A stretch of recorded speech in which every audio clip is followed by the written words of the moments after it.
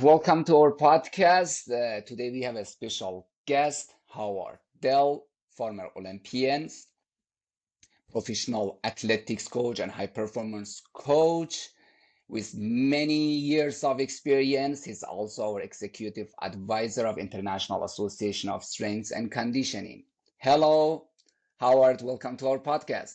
Well, I thank you, my friend. Good to be here. Always good to have a little chit chat, let the world know what they should be doing.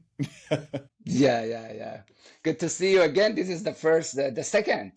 Our podcast with you is a pleasure. Thanks for accepting Oh our no. invitation. Uh, can you a little bit talk about yourself? Uh, yeah, it's been a very interesting life so far. I mean, in terms of the strength and conditioning aspect, I guess that's what most people would be interested in. I've been doing strength and conditioning for almost 30 years, coaching and coaching in different sports, working in the NBA, the NFL, track and field, golf, tennis. In Romania, I've done a lot of stuff in Romania. I've actually won a lot of strength and conditioning awards in Romania from the government. And athletics is probably my favorite, my favorite sport to coach and work with. I've worked with some great Olympians, and some of the fastest men and women in the world. So it's been a treat, and I've been mentored by, as far as I'm concerned, some of the best athletics coaches on the planet. Everybody from John Smith, who is like my hero. He's the greatest of all time. Got Jim Bush, and I even had the opportunity to spend some time with Charlie Francis. So yeah, athletics is one of my favorites. Great. Yeah, also, you're pro athlete. Can you tell us about it? Because you Yeah, I mean, I participate in played two professional. Olympian. Yeah, I got an opportunity to back in the day. I had professional basketball with my LA Summer Tour team. Then we had professional football. I played in the Canadian Football League, briefly in the National Football League, and um, and then I was an Olympic bobsledder, world championship bronze medalist in bobsled. So yeah, and like I say, I'm just enjoying working with great athletes in all the different sports. And athletics has been my most successful, in the sprints particularly. But I've also worked with tennis players. I had number seven in the world, Patty Schnyder, when she was playing. I've had a lot NCAA champion Carrie Phoebus singles and doubles when she was playing. So I've had a lot of Wow. in tennis as well. But for the most part, overall strength and conditioning and speed is my forte. How to decide to be a coach? What's because you know Well, usually the high performance, those high level athletes usually they don't come to the coaching. They will try other things. How you decide to be a well, coach? deciding to be a coach is, for me, it's like deciding to be a doctor, an engineer, something like that. Engineer, you like to design things and you like to make the world a better place, more efficient. You're a doctor, you want to help people, you want to cure the sick and the tired. And then coaching is something similar in terms of I'm passionate about it, and you want to help people see how good they can be, with just the right, it's coaching is like an interpersonal skill thing. It's not just like shut up and do what I tell you to do and you'll be great. It doesn't work like that. It's Yeah, a it's a right. colla it's a collaboration, and you have to I take what I call the scientific approach in terms of logistics, and you have to have some kind of empathy as well. You have to understand being a former athlete. You've had good days and you have bad days, and some days it's just not your day. Doesn't mean your training's incorrect, et cetera, et cetera. And Definitely. obviously you determine if you have a good coach in terms of your progression. Am I running the same time I did last year or 2 years ago with this coach? Have I gone 5 years with this coach and I'm not any faster? Well, maybe it's time to change. So I just love coaching because I want people to see how amazing they can be with the right instruction and the right drive. Great. Today we want to talk about two most important topics in high performance strength and conditioning. About one is the strength training, and then move to the speed training, and then you are one of the expert in this field. Give us some uh, ideas. First, I want to talk about the corrective strength. What is the corrective strength? Yeah, I mean, I heard that moniker, sort of recently. I'm old school. I'm 150 years old. Someone's telling me about corrective strength. I'm like, what? You know, I mean, if you look at the definition of corrective strength, it's sort of like, let's just train correctly. It's sort of Yeah, like, we train? Joint stability, increasing strength, yada yada. We used to call it sports specific strength and conditioning. I mean, Yeah, so, corrective strength, I think, is just a new moniker for, I mean, for example, sometimes we don't even have strength conditioning coach anymore. Now we have athletic performance coach, or the basketball yeah, team has a performance coach. No, they've got a strength and conditioning coach. yeah, yeah. Different word. They've just sort of redefined a lot of different things. But yeah, corrective strength, is your fundamental basic training. I mean, you can have corrective strength in physiotherapy and recovery. You can have corrective strength in just your basic working out in terms of making it sport specific to the sport that you do. So, you don't want a 220 kilo clean and jerk if you're a, long jumper. I mean, let's keep things specific, So, yeah, I So can. so it means because before I think we had this conversation. So we see some ta like strongs athletes. They do Mhm. like hundreds of kilo like squat, but with a bad technique. What do we do with this kind of athletes? So do you need to change their technique? They are not really good, or Remember we were talking about, like, so we saw, I saw this presentation online, and basically the gentleman was saying that when there was it was a comparison. So that he was talking about a gentleman who could squat 1,100 pounds, a famous squatter. But if you looked at the squat right away, and he says this, he says, if we all the coaches, we looked at how he squats, we'd be like, oh my gosh, that's a horrible squat.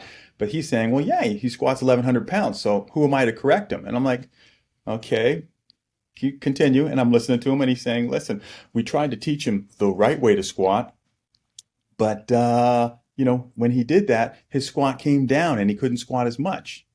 And I'm just sort of going, to me, that's that's just narrow-minded thinking. It's just like that's like an engineer building a bridge. It's not quite built correctly, but it can still hold a lot of weight. yeah, It could hold more weight if it was built correctly, right? So yeah, this guy's squatting 1,100 pound with his bad technique. Well, he's been doing it for, like, let's say the guy's been squatting that way for 20 years. So of course, to teach him the right angles and the correct position, etc., to maximize his muscular utility, it's gonna come down. He just can't squat correctly with great form and great technique his 1,100 pounds, because that's not how his muscles aren't ready for that.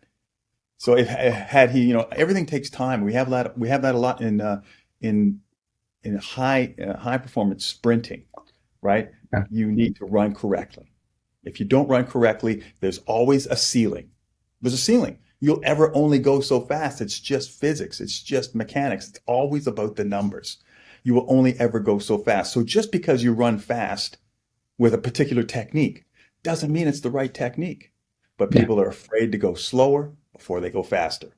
And so they go, no, no, that's not good. I even heard of a yeah. famous, I won't say who, but I even heard a famous sports announcer announcing at a track meet, talking about a young lady who was running and winning a particular race. And he's like, if it ain't broke, don't fix it. And I'm like, oh. And her technique could definitely use a lot of help, especially with the arms. And I just think that's wrong. I mean, anytime you don't correct the technique, you put a ceiling on you. So I mean, So look at, I mean, even Usain Bolt is not 100% happy with his technique. Even Usain Bolt wants better yeah, technique. Glenn Mills wants great technique, because if you don't have it, there's a ceiling. yeah. So you're just always supporting first technique and then go to the push the athletes. Yeah. Absolutely. So this is the things, because I want to stay first the strength training first.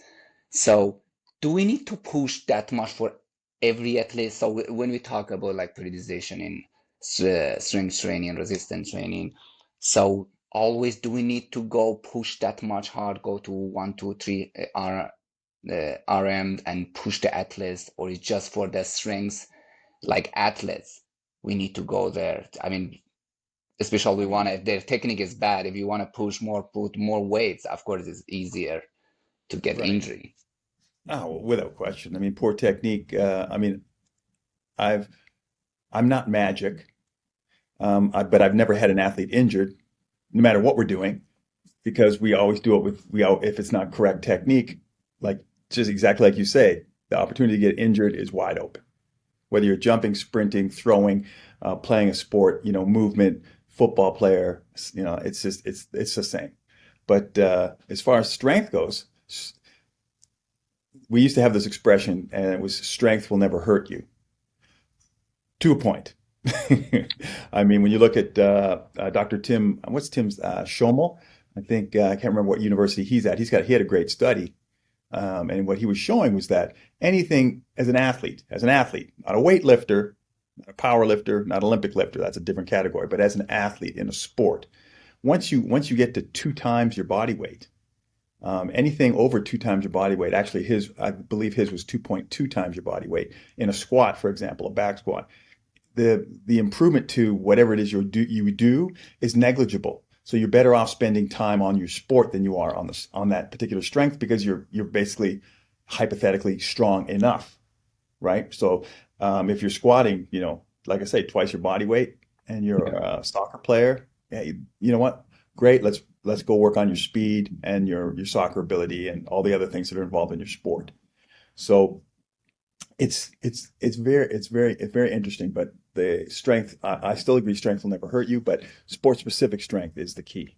Learning what strengths you need for your sport, because obviously, I mean, Yeah. different sports require different strength exercises, and you have a common base. It's just like the bottom of the pyramid. You want to have a big bottom of your pyramid as far as exercises go. Yeah. And as you get better, and as you get more towards the high performance end, and getting better in your sport, you know, the number of exercises you do you could substantially reduce them over time, Yeah. right? Over time, you can reduce the number of exercises that you do and stick with the ones that you've now discovered work for you the best. Yeah. So yeah, I think that's very important that a lot of young coaches, they have this question about the strength training and they want to do. I think that was a good, probably like a level if you do like two times body weight for that. That's what two times body weight is for, not strength athlete. Because when we talk about like maybe shot put athletes, they need more strength, or compare with the like a soccer player, or even I don't know, other sports. So that's for general sport, or for the No, that's for, strength athletes, for the yeah, sports that strength is very important, or is yeah, no. main components. I think Dr. Shimon was talking about the fact that, I look at it and I sort of go, there obviously are some exceptions to the rule, right? So especially when you think of throwers, so at what point, like you said, shot putters, hammer throwers, discus throwers, at Yeah. what at what point is strength enough? Is there an open ceiling on strength in that particular category? Keeping in mind that even with that, I would say that's a tough one. That's a tough one because they're big guys. I'm still going to go 2.25 for those guys because their throws are technical. Yeah. You know, everybody comes in sort of the same weight, the same, but is everybody's technique the same? It's a tough call. I'd say for those big guys and throwers, etc. Yeah, I guess that might be an exception to the rule. Yeah. I have to work with a particular individual on that. Like when you look at it, like Yeah. a professional American football player, a lineman, you know, Yeah. the guys who have to block. So, Yeah. actually the same guy who was talking about the squatter was talking about, who do you want blocking you? A guy who can bench press, 200 kilos, or a guy who can bench press 150 kilos? Well, it depends on his technique. Yeah. That's like saying, is Bruce Lee going to win a fight against Andre the Giant? I don't know. Do you know what I mean? It's just like it's it's to me it's a silly comparison. I want a guy for the American football comparison this guy made. Again, I thought it was silly. Who do you want? Because they were talking. Who do you want blocking you? A guy who can bench press 200 kilos, or a guy who can bench press 100 kilos? Well, I want a guy blocking for me who knows how to block. Yeah. Just because he can bench press, more, just because he bench presses more doesn't mean he's going to be a better blocker. So Yeah. it's like, Exactly. so I find those comparisons sort of ridiculous. I really do. Because at the end of the day, technique is everything. Yeah. You need to know the technique. Yeah, technique.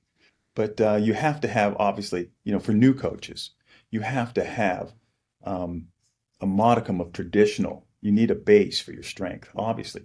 And over time, as your strength increases and improves, this is a new coach should be open to, learning different exercises, learning new exercises, learning what these exercises do and how they increase your strength. We're working on the legs, just the standard squat, clean, the jerk, the snatch, push-ups, pull-ups, Yeah. sit-ups. Where is your base level strength?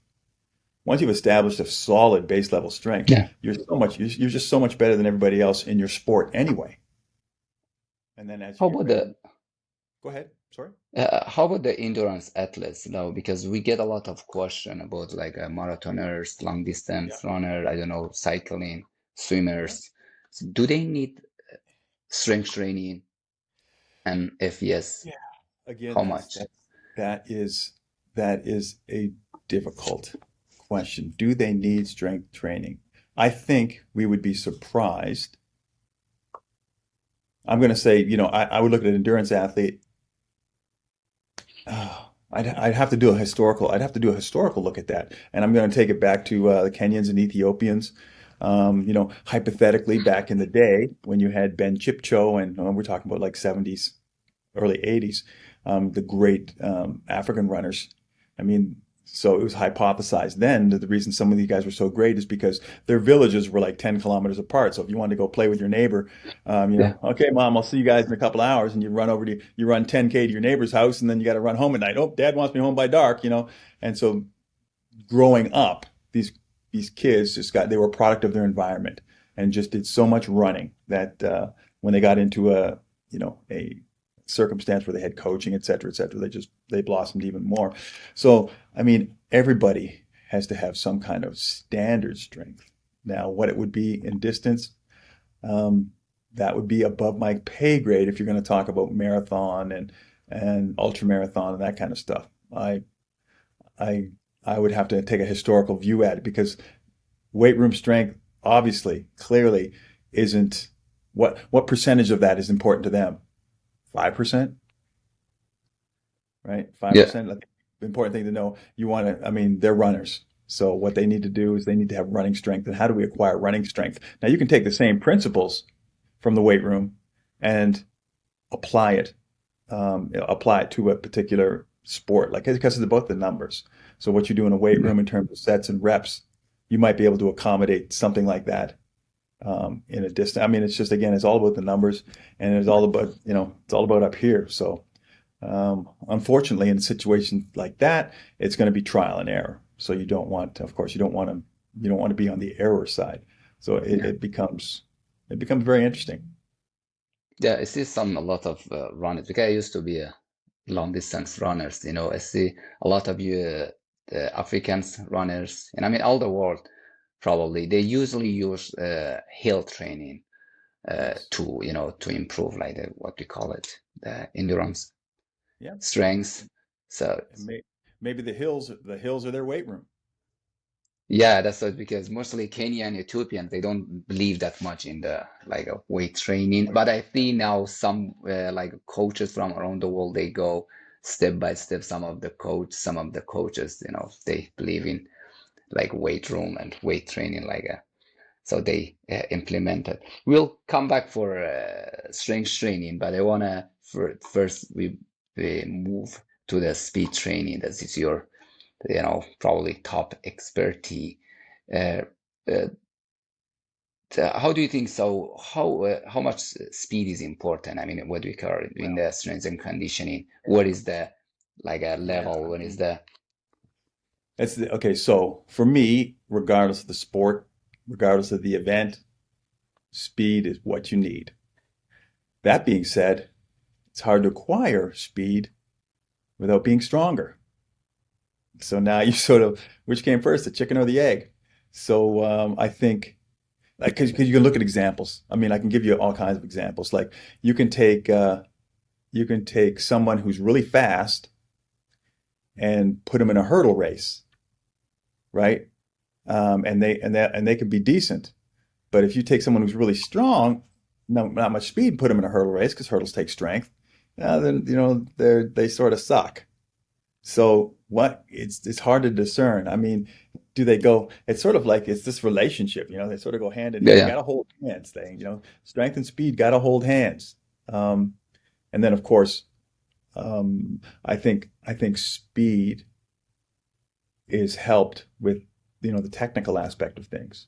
But then again, we go back into the weight room. If you don't train with the weights correctly, so if you're not, angles, leverage, etc., given your body size, your upper body, your lower body, the length of your arms, etc., your stance, everything has to be, from an engineering standpoint, everything has to be correct. If you train correctly, then that transfers to whatever you do. So that transfers into having the correct muscle structure to run correctly, to move correctly, to have, and then to have good footwork. I mean, you're not born with good footwork. You have to acquire good footwork.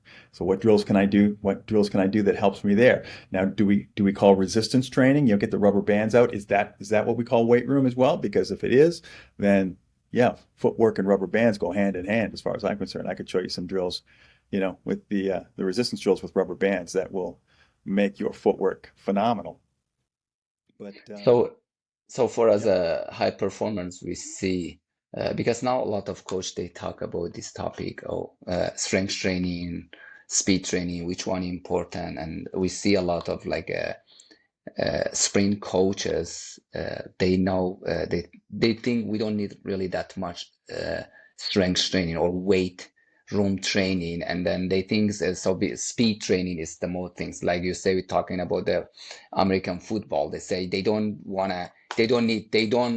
block players by bench press. They need to run. They need to be fast. Or in the football, in any sport, the sprint is the main uh, yeah. probably physical And fitness again, component. what I say to them is just like, okay, well, let me see your underlying strengths. So let me test you and see where your strengths and weaknesses are. And I look at them and I compare them to what it takes to run quickly. And of course, I mean, I can show I can show you really skinny guys that are like fast as the wind. But you put them in the weight room and they can't lift anything. So now we're back to that. If it ain't broke, don't fix it. So it's like, okay, well, what if that really fast skinny guy was, muscularly stronger, especially with the sprint muscles? Well, of course he'd run faster. Of course he would run faster. I mean, it's scientifically logical.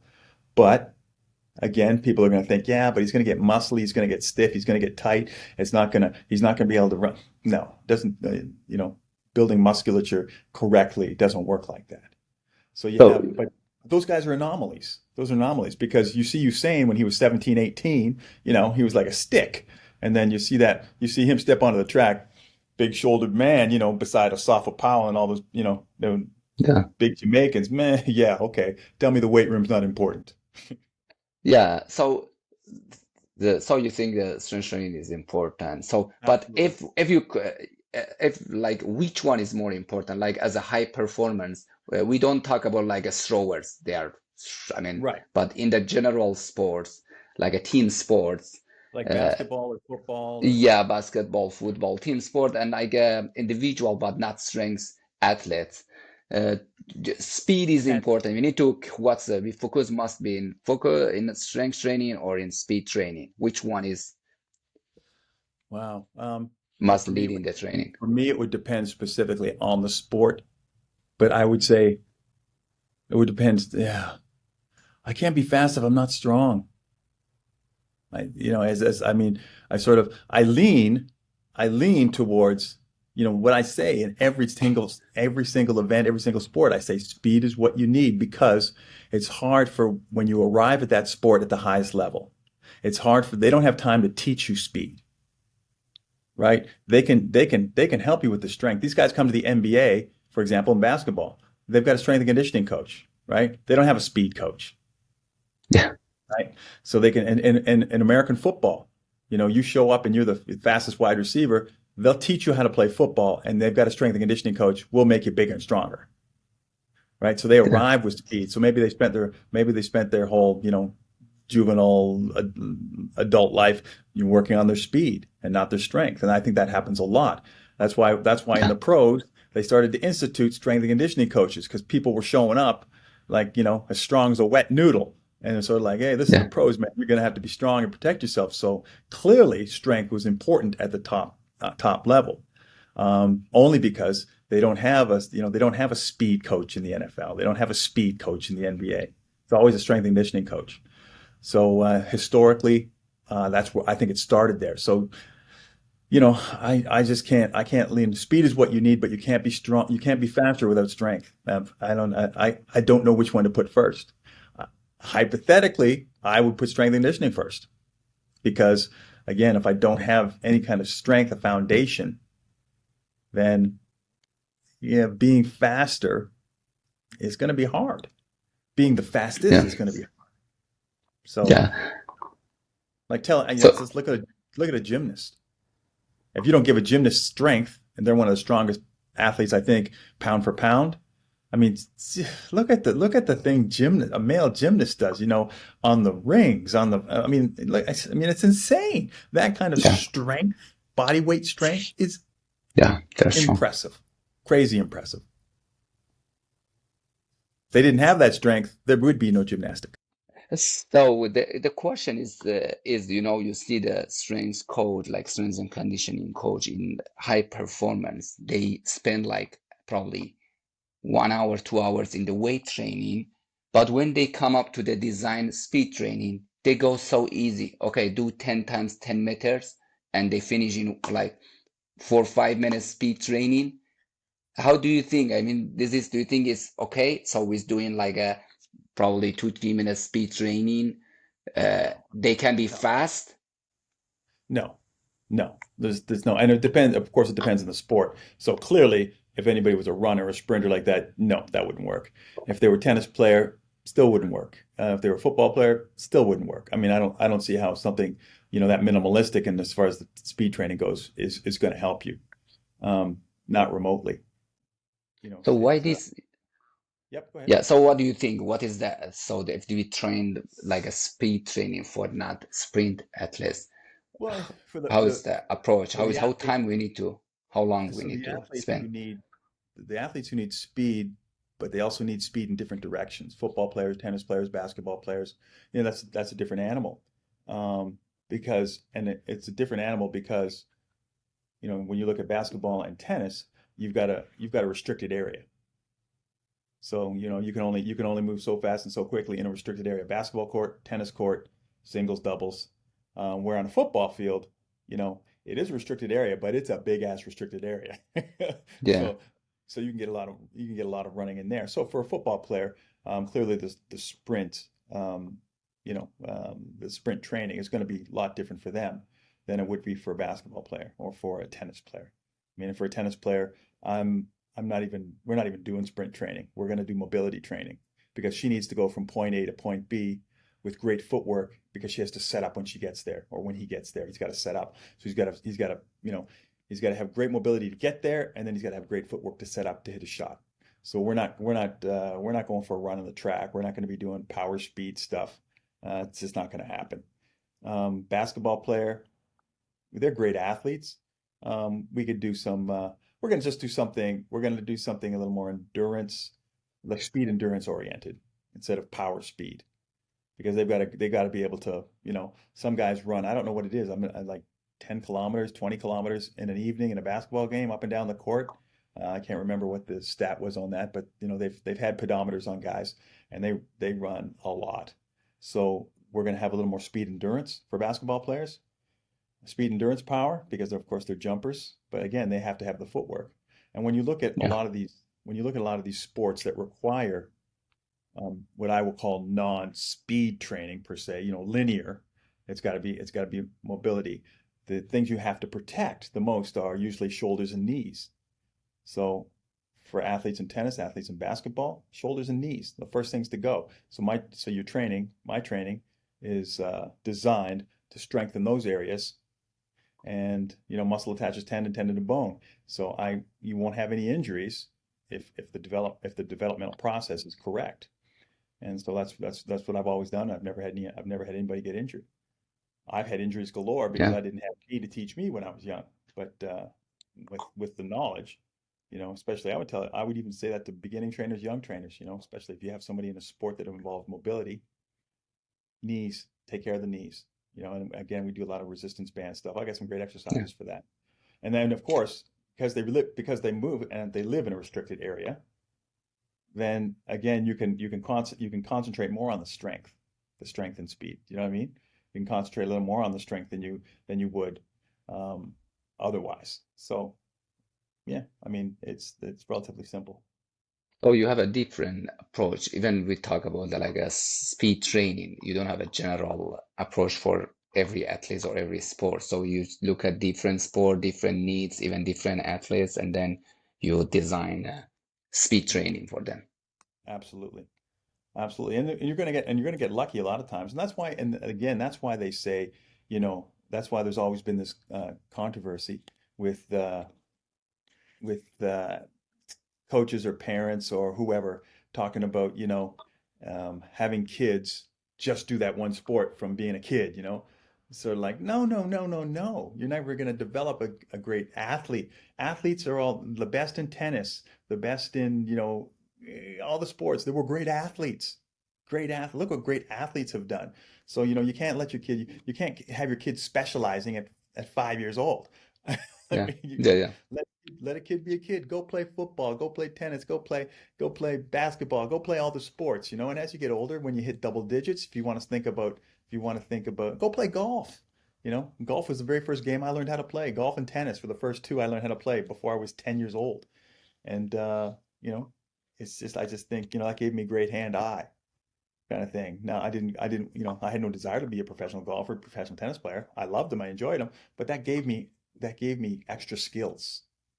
So when yeah. I did decide to, narrow it down a little bit, I'm carrying all these skills, and that's what these kids will do. They'll carry skills into the specialized sport that they want to do, and they'll have more skills than the other kid.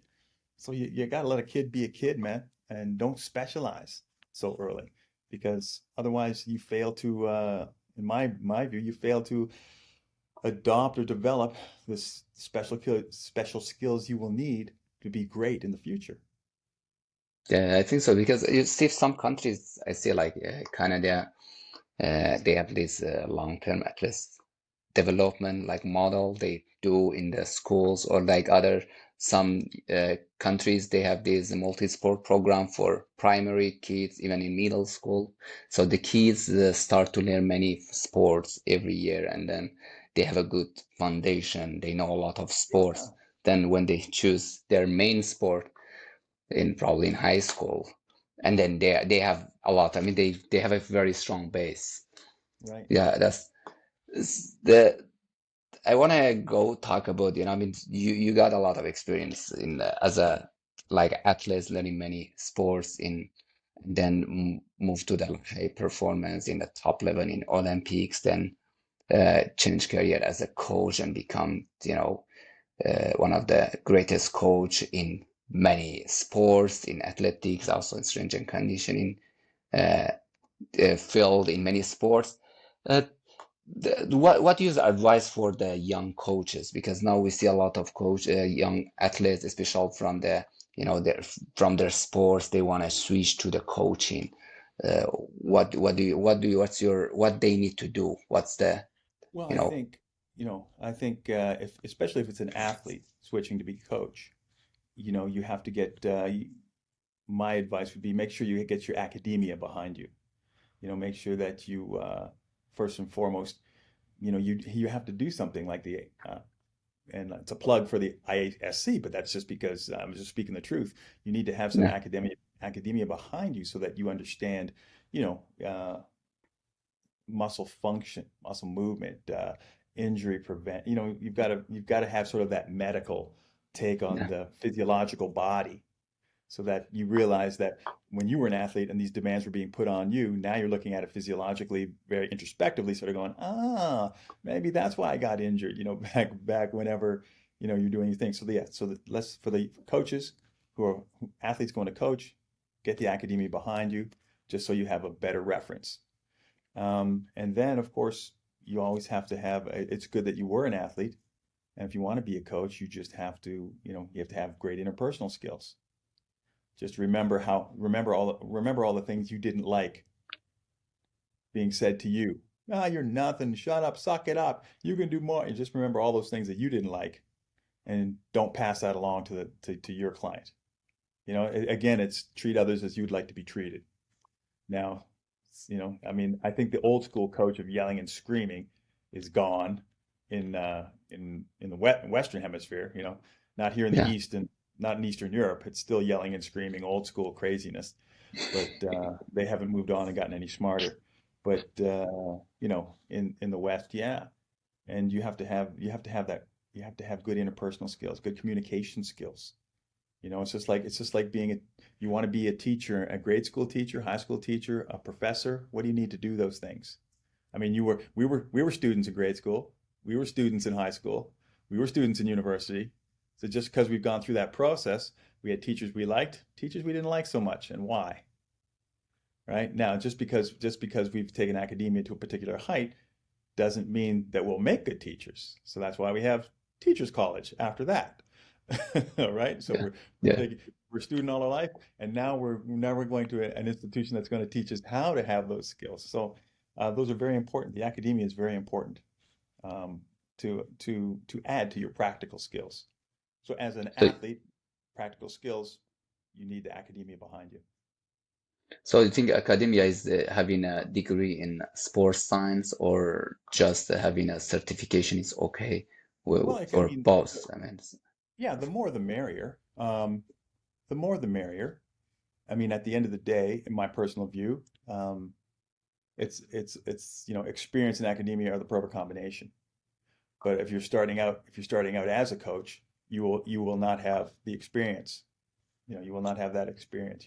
You're like a doctor who I'm fresh out of med school as a general yeah, practitioner, and I open my doctor's office, right? And I don't have a lot of experience in the real world. So that's why it's called a doctor opens yes, I have a medical practice. I'm a general practitioner. I'm a general practitioner, GP, yeah. practice.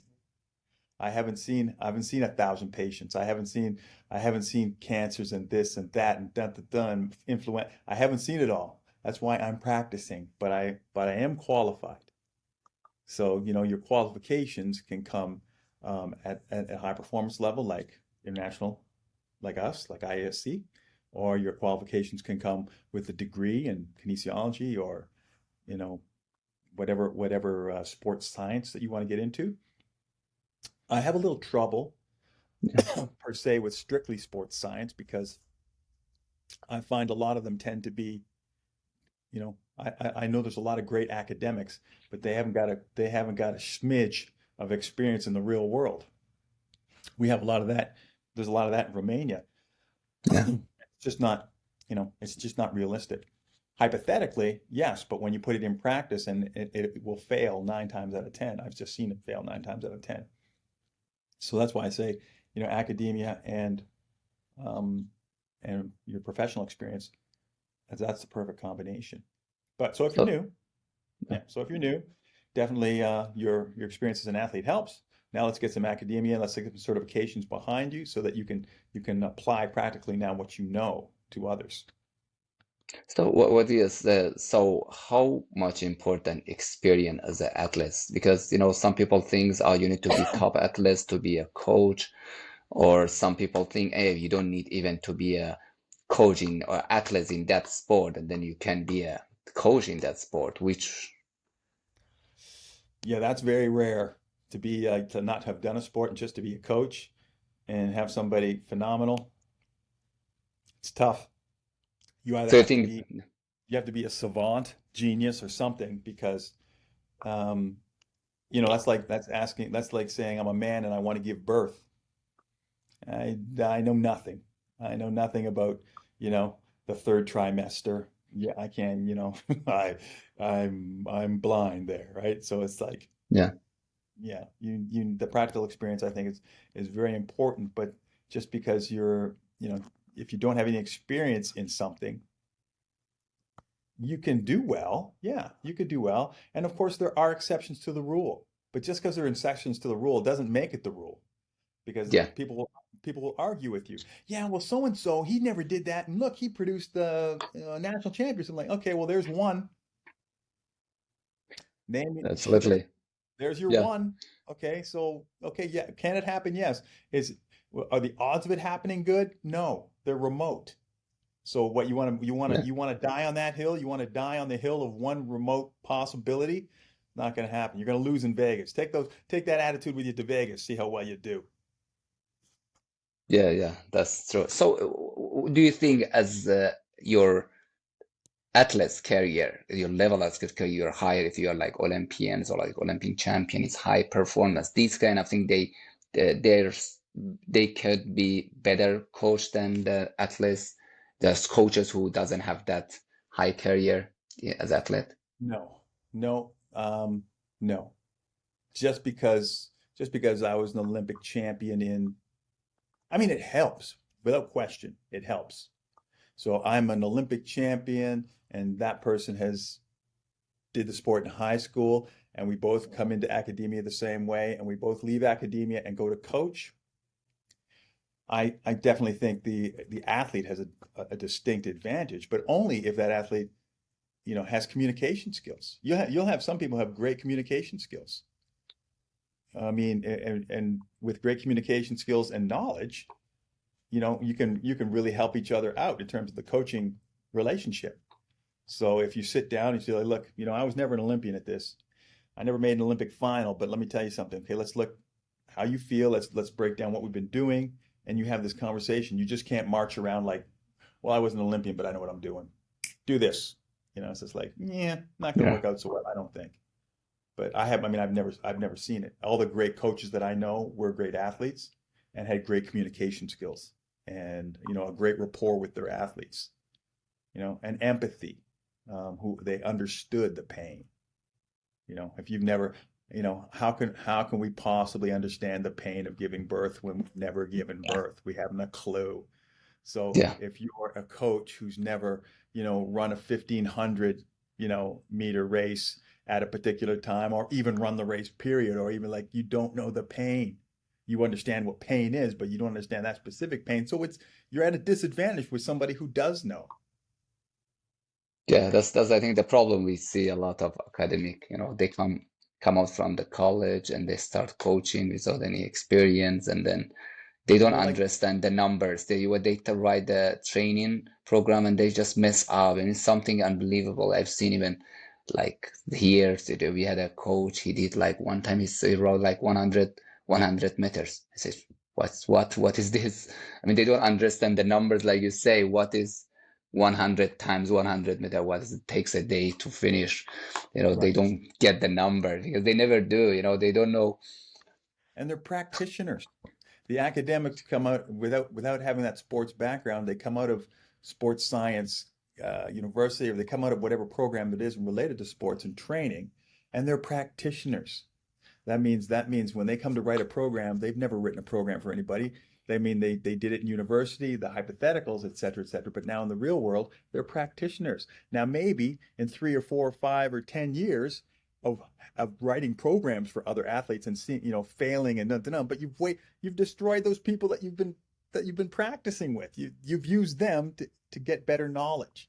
And it just I So what do you think? So what they need to do? Because there is a lot of coaches, a lot of uh,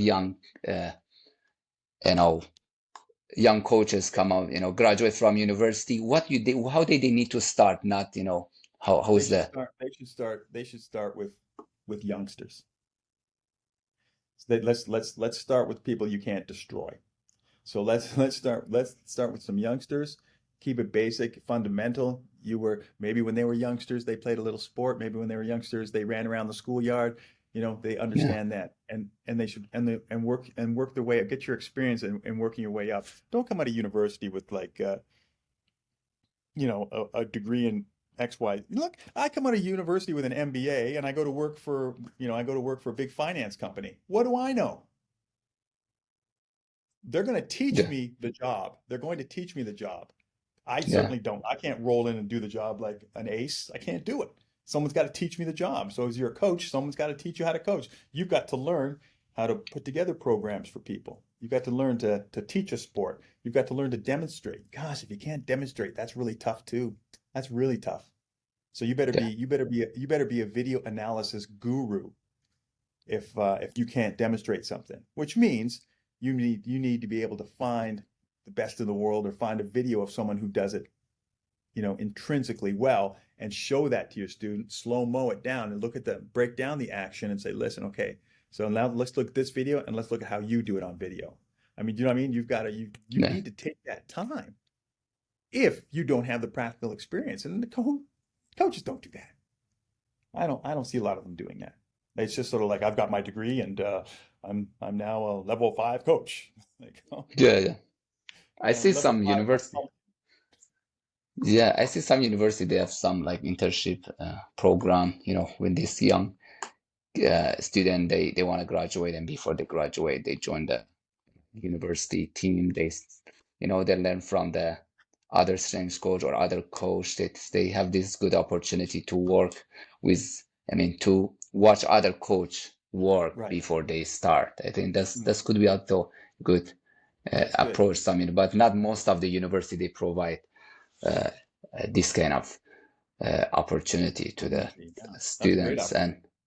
And like you said, I've seen a lot of young coaches. They have some talent kids, very strong, very good at everything, and but they don't know what to do, and we just destroy the kids, and never kids just drop out Yeah. from the sport. Who wants to be practiced on? I'm coming to you with some talent, and you're giving me a program that you learned in university or you think will work.